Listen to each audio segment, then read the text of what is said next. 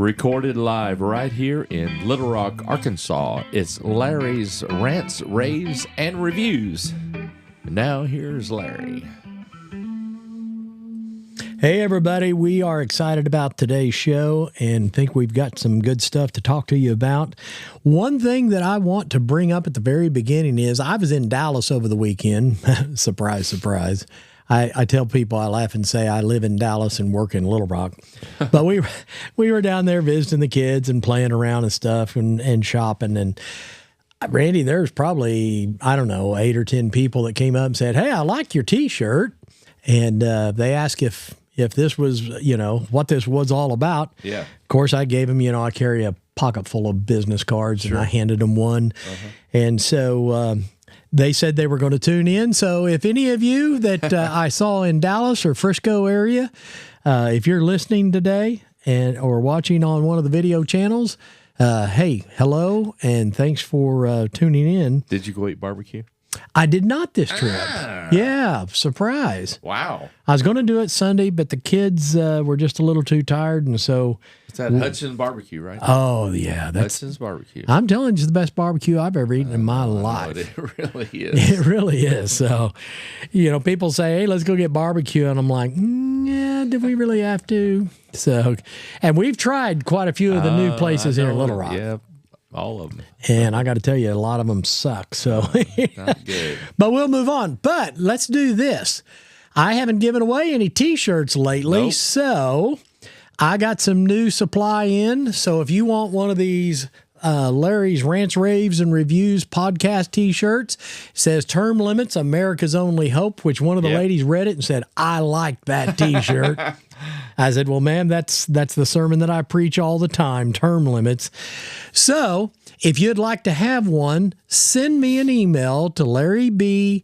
I started to give him my wrong address. Larry B. at LarrysRRR.com. Send it to me. Tell me what platform you're listening or watching on. Spotify, Apple, whatever it is, YouTube, Rumble. Let me know. And then give me your shirt size and your address, and we will send you one of our T-shirts free. We'll pay for the postage to get it to you. Just let us know, and we'll get it packaged up in the next few days, and we'll send it to you, okay? Cool. Yeah. Well, Randy, tonight, let's talk about some hot topics. Oh, boy. Yeah, we've got some pretty good ones running along here. I forget how many weeks we're into the Chuck Schumer shutdown, but we're coming along pretty good. I still haven't found my sombrero, and if it continues, I've got to find one, okay? Yeah, we need to get you one. I looked on the way back from Texas. I stopped and no, we're not going to get me one. I was going to get us both one. Might as well both look kind of dumb with it, right? And honestly, if it just mocks the liberals just enough to make them mad and ticked off, I'd just soon wear one. Yeah. Well, the Chuck Schumer shutdown, the Democrats has voted 8 times I saw that. To block the pay for the troops and the federal workers. Right. Schumer could end this shutdown right now, but he'd rather let the American people, he would rather let we the people suffer for his own political gain. Of course. It really is. Now, I've got to say that panic is ensuing among Democrats after learning that President Trump is paying the troops. Yep. He's going to go ahead and pay them. Yeah, go ahead and pay them. He's keeping food programs alive for women and children. Well, that ticks the liberals off. Sure. It ticks the communists off. Right. And a lot of that is coming from his tariffs that he said, "Hey, we got all of this extra money now. Yep. We're going to just pay them." And he's cutting thousands of federal employees' jobs during this shutdown. That's what he needs to do anyways. Absolutely. I so totally agree with that. Well, the bottom line is that Chuck Schumer walked into a political landmine. Poor Chucky, he used to be such a man of power. He and Nancy Pelosi, they used to run this country, and they drove it right in the ground. But now, does he look like he has any power at all? No. He's up there with that Jeffrey Hakeem, Yeah. looking like a complete idiot. AOC. And AOC, She's standing on the side. AOC is. She's running it too. Well, I think she's running the whole thing. She probably is. She's pulling the strings because Chuck knows, man, if I don't do what she says, she's going to primary me and take my job. I tell you who I'm shocked with, and that's Fetterman. And he was on Fox this morning, and was he? I mean, he's a Democrat, and he was like crazy Democrat, but he's making sense. Yeah, yeah. And he's like, I'm not going to vote for this. I don't care if you're Democrat, Republican. Do not vote for this shutdown. Do not vote. That he was on Fox just pounding away at these guys. I don't know. He sound like a Republican. I don't know why he don't change parties. I don't either, and I thought he probably would because he's kind of become a Trump fan, saying, "Hey, Trump's doing the right stuff." Right. Now, isn't it sad? Think of it this way. Isn't it sad that we're sitting here talking about Fetterman being one of the smartest Democrats in the party? Yeah. Because there was a time I'm like, I don't know how that boy got in office. Right. I mean, he's dumber than dirt. Mm-hmm. But now all of a sudden, you and I both think he's probably one of the most sane guys around. I know. As in that party, let's put it that way. Yeah. Well, Chuck he keeps, he's trying to keep the troops, let me put it this way. He's trying to appease the Marxist wing of the party so he can protect his own power. Mm-hmm. I mean, the Marxist wing of the party has now, I call them communist, they have now taken full control over the Democrat Party. And, even he himself said, every day of the shutdown gets better for his party, but worse for the American people. He knows exactly what he's doing. Mm-hmm. Now, he went on MSNBC, and he did this interview with them from his home. He looks like a nut, but once again, he shamefully calls for violence and says in this video, and I couldn't get a hold of it to play it for anybody, but those of you can go on X, and it's all over X. He says that the American people should be forcefully rising up. So in other words, he's calling for violence. He's calling for riots in the streets. Right. He knows exactly what he's doing. Mm-hmm. This is not by some surprise or by mistake. And instead of shaming him or censoring him, honestly, we need to be arresting him. Yeah, really. He needs to be put in jail. Yeah. Forcefully rising up is what us Americans, he says, needs to be done. Well, I will say, like we just alluded to a moment ago, the White House has already cut 4,000 jobs in just a few hours. I love that. Oh, yeah. I mean, they're cutting them left and right. And downsizing the government. Yeah. Downsize it. That's what he's wanting to do. And I say put it in overdrive, don't you? Yeah. I mean, seriously.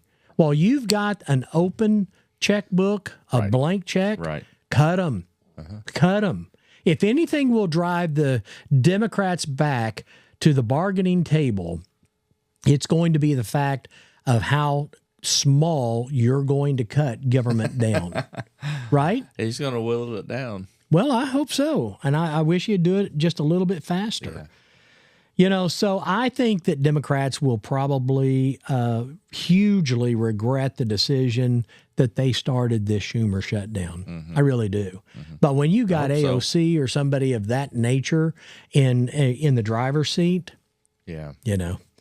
So the longer the shutdown goes, the better. Here's another way of looking at it, Randy. With 90% of the government agencies shut down, have you felt any hurt? I haven't. No. Has America? Not really. I mean, if you work directly for the government, you're going to be hurting because you're not getting your paycheck, right? I get my Social Security. Yeah. So I get it. Yeah. Oh, yeah. Stock market's still open. My CPA and I had to call the IRS the other day about an issue. Poor IRS. They said I didn't pay some taxes. Did they answer the phone? They did not. Of course not. Yeah. No. It has a recording. Yes. Due to large volumes, we're not taking calls. Or due to small employees. It's due to small staffing. We got problems answering the phone, so just do the best you can and send it in. That's right. That's right. Well, they said that I didn't file a 941 and I didn't pay the taxes and all. Uh-oh. And we've got proof of everything. So it's their mistake, you know. And this happened a couple of years ago. And so we redid everything, FedExed it in overnight. They got it. They scanned it into the computer. And I got on there and talked to the IRS agent, and I said, hey, I sent everything in. No, we haven't received it yet. And I said, well, I've got a card here that says you did. Yeah. I said, I got a signature card. Well, let me look again. Oh, they came back and said, yeah, we did, but somebody scanned it into the wrong place in the computer. I said, okay, well, fix that, and you got everything you need. No, I can't do that. I said, what do you mean you can't do that? Resend it? You got to resend it? Yeah. Are you serious? Seriously. Good grief. I sent the thing 3 different times FedEx to prove to them. I said, you mean to tell me it's your problem? Your employee scanned it in, put it in the wrong place. Well, sir, we can't just take it and move it over. I said, well, then just print it out. It's probably about 25 sheets of paper. Print it out and then scan it into the right place. Oh, no, I can't do that. Can't do that. So what do you expect me to do? Well, you have to print it out and file it again and send it in FedEx. And I said, is the next employee going to get it and do right? Well, I hope so. I said, well, so do I. My gosh. So, folks, that's our government work. That's it. It's our taxpayers. Well, that department needs to be revamped anyways. Yeah. They need to. As my son-in-law would say, you're pretty. Sorry, Dallas, for quoting you. I'll try not to do that again, or at least blame you. This whole shutdown is over $200 billion worth of health care. Right. And $1.3 trillion in woke nonsense. Now, Jeffrey Hakeem says that Republicans have created a health care crisis in America. Well, let's look at that for just a moment. Obamacare, when Hussein was in office, Obamacare was passed by who? The Democrats. Right. The Obamacare tax credits were passed by who? Democrats during COVID and slated to expire at the end of this year. Then, since Obamacare, Hussein Care, took effect, do you realize that healthcare premiums have risen by over 60%? 60%. So all of these failed policies has created a healthcare crisis, but it is certainly not the Republicans that have done it, folks. Right. We argued, we fought against it and said, we don't want this mess. But see, all the loopholes that was in Hussein Care, what happened was they put all these loopholes in there and they allowed all of this mess to happen so that illegal aliens could go on Hussein Care. It's costing us billions of dollars. Yeah. So anyway, well, I guess, folks, that's all we got to say about that, unless you got something to add. No, All right. Who we got next? Let's move on. on. Hot topic. Randy, I bet I can turn your stomach and make you sick to your stomach in 2 words. I bet you can. Letitia James. I see her. Oh, my gosh. Letitia James. You know, I love this. I just love looking at her picture and seeing this. Let me see that. I will actually put that up on the screen, and I will put that. It'll be on the artwork for any of the video channels. Yeah, she's in an orange jumpsuit. It says Letitia James mortgage fraud. So anyway, folks, she's enough to turn your stomach. I will admit that. But every investigation that they have done against Trump are the exact ones that they are officially guilty of. They ratted themselves out and didn't even realize it. Yeah. Now, you got to realize, Randy, that when a liberal, when a Democrat is actually pointing the finger and saying they are doing this, you can bet your bottom dollar that they're the ones that are guilty of the exact thing that they're accusing someone else of doing. Exactly. Right? Exactly. That's it. It is. It comes back and backfires on them.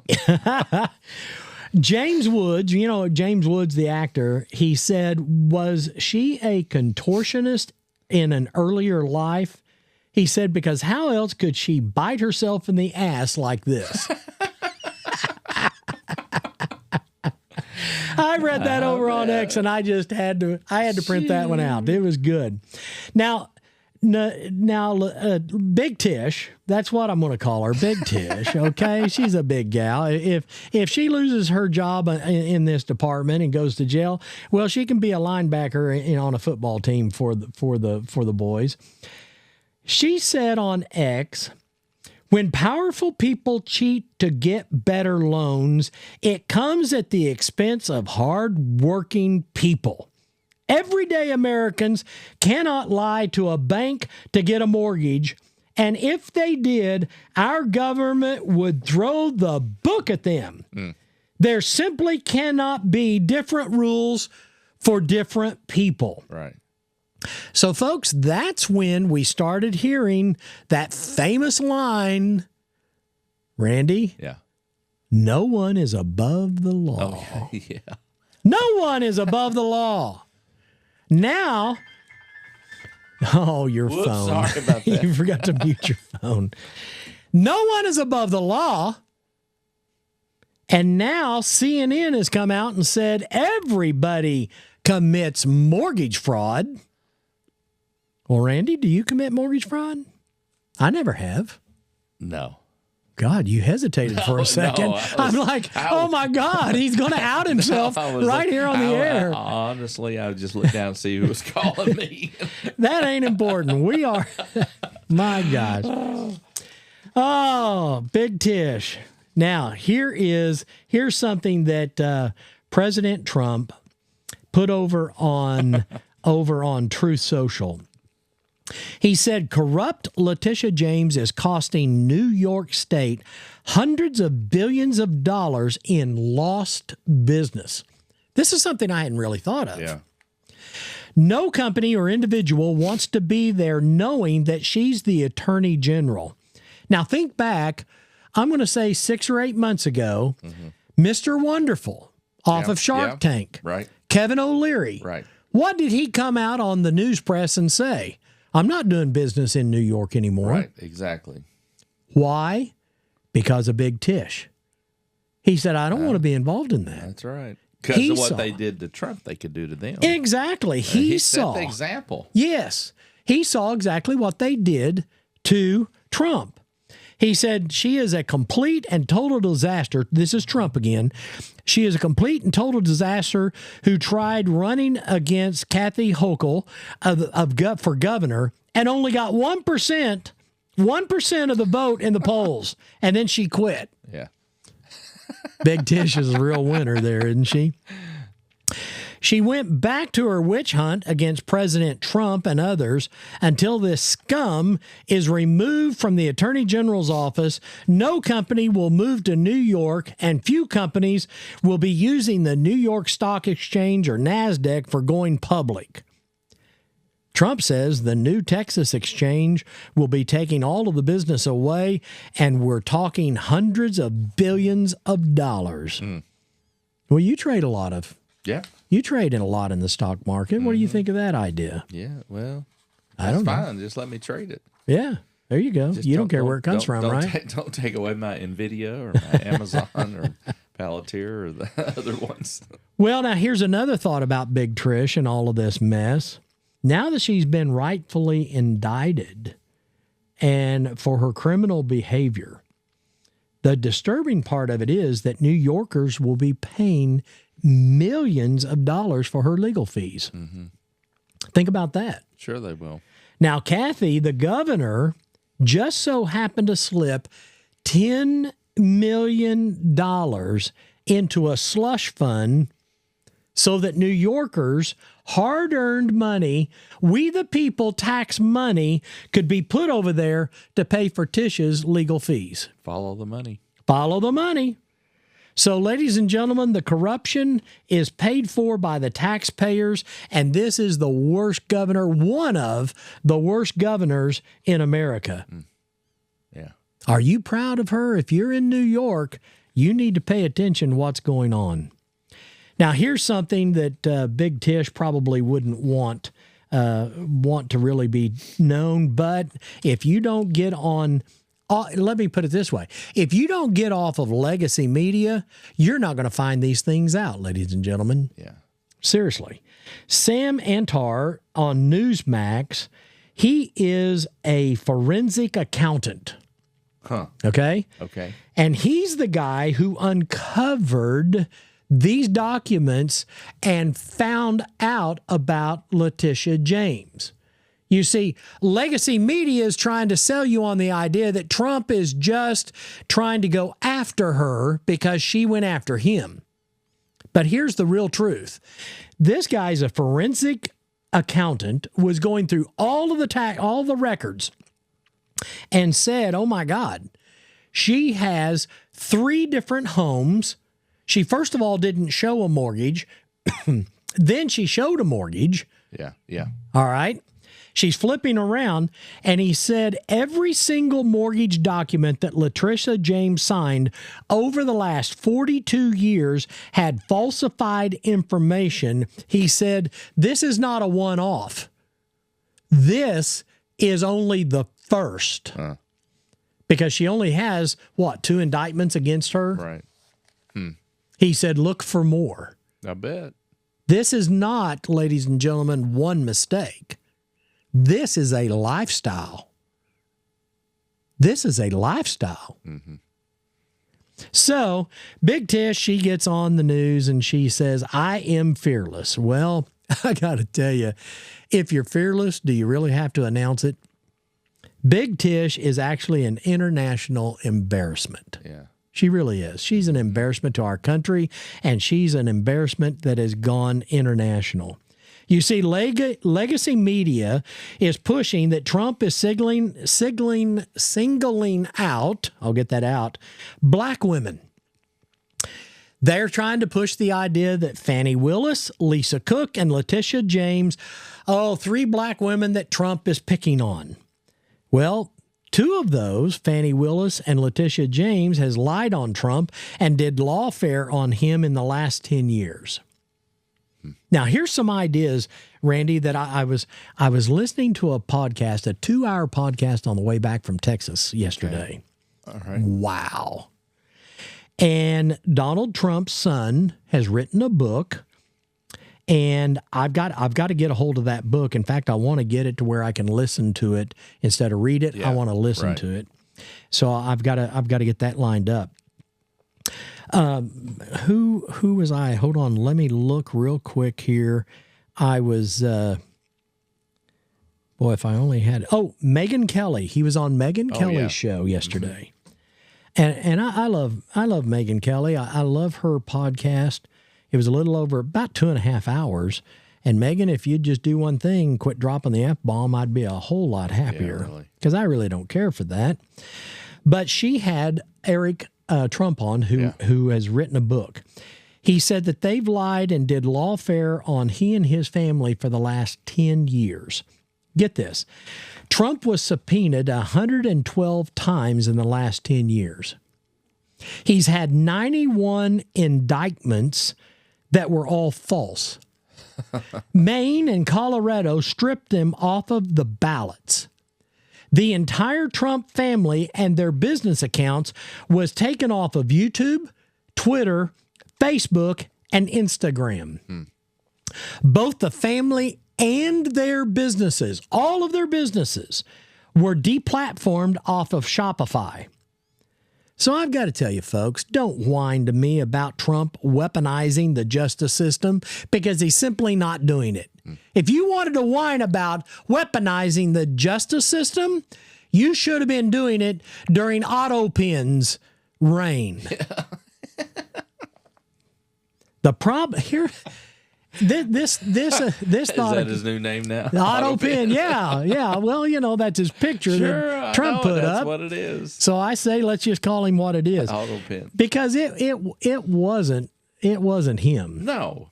Now I still go back and say they had 4 or 5 body doubles. Yeah, they haven't revealed that yet. They have not. No, but I'm they still will. But I'm still preaching it. It's a conspiracy theory now, but you remember when they've got them lined up. Old Larry here, he was first. Yeah, you remember that. Here's a thought, and then I'll get off of this and we'll tie things up. But here's a thought, Randy. The problem with the communist left is the fact that they are habitual liars. Sure. Okay? Now, when you tell a lie, now you can make a mistake and have a falsehood, you know, and say, whoops, I didn't mean to say that. Or you can just lie and you get into such a habit of lying that you become what is known as a habitual liar. Right. Mm-hmm. Habitual liars do what?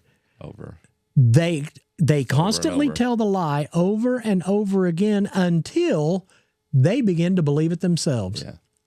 And that's exactly what the Democratic Party is doing with all of this nonsense, okay? Yeah. Well, let me hit something else here real quick. Because I've just got to tell you, folks, Democrats just can't breathe without cheating. Randy, have you seen Gavin Newsom's redistricting election and how rigged it really is? Mm-mm. Oh, man. If you vote no on Proposition 50, that's the redistricting in California. Oh, yeah. Okay. Okay. It shows, if you take a look at the back of the envelope, if you take a look at the actual envelope that you vote your ballot and then put it in, yeah, there are 2 holes that are in the back of the envelope. And guess what? You see how that person voted. Before you open the envelope. You don't even have to open the envelope. Hey, if they vote yes, you just pitch it. You know and how ones you that vote no want to get it. Yeah. You know how they you know the little oval, you take the black pencil and There's pencil it in. There. There's a cut out there. It cuts out there. It is a round circle big enough to show that oval where the yes is and the no is. You can pick up anyone's envelope and see how they voted. Isn't that fancy? It makes it easier for Democrats to identify them and throw them away. So, shouldn't that be suspended and all of this mess cleaned up? Because I'm telling you, it is rigged. Yeah. Now my thought goes back to, because I've often thought, how did they recall Gavin Newsom and him win again? Because I don't think California is flaky, but there's a lot of great places in California. Oh, yeah. There's a lot of conservative Republicans in California. So the question is how did he win his recall election? Well, he had peekaboo envelopes. That's what I'm thinking. Think about it for a moment. So anyway, and just the last thought on that is that Robert Garcia, the Democrat from California, he came from Peru. He was illegally stayed in the U.S., and yet he weaseled his way into staying and cheated his way into Congress. Yeah. Can you believe that? Now he's promoting Gavin Newsom's redistricting cheating theme, and he's making a video showing the ballot. Right. And dropping it off at the mail slot. Good grief. Good grief. I mean, this is so bad. Well, folks, I've got to just give me a couple more minutes. This is something that's so disgusting, you have to hear about it, okay? In a disgusting move, the Democrats are doubling down on their support of Jay Jones, who is the Virginia Attorney General nominee. Now, he has been outed by different staff members that said that he has text, and the texts are there. This is not make-believe, folks. You're not going to believe me when I say this, but this is absolute fact. You're not going to hear it on mainstream media, but you'll hear it here because I have the habit of saying things that other people don't want to say. And I don't know why they, if it's true, say them. He says that he has fantasized shooting and murdering Republican officials and their children. Wow. Now, let's go one step further. Yeah. He's fantasized about killing them and their children. And then he says, I fantasized about going and urinating on their graves. That's morbid. That's morbid, and that's so bad. Ted Cruz calls it shameless propaganda. He says this is a Main Street Democrat, and the reason that Ted Cruz says that it's shameless propaganda is because the TV networks are burying this election scandal. Get this. Jay Jones' text on coverage on NBC got 63 seconds of coverage. Okay. On ABC, 0 seconds. On CBS, 0 seconds. On PBS, 0 seconds. Ladies and gentlemen, I got to tell you, if you're not listening to podcasts like this one and others, you're never, if you're still watching legacy media, I'm begging you, I'm pleading with you, stop. Yeah. They're poisoning your mind. They're not giving you facts. They're giving you communist crap, and you're buying into some of it.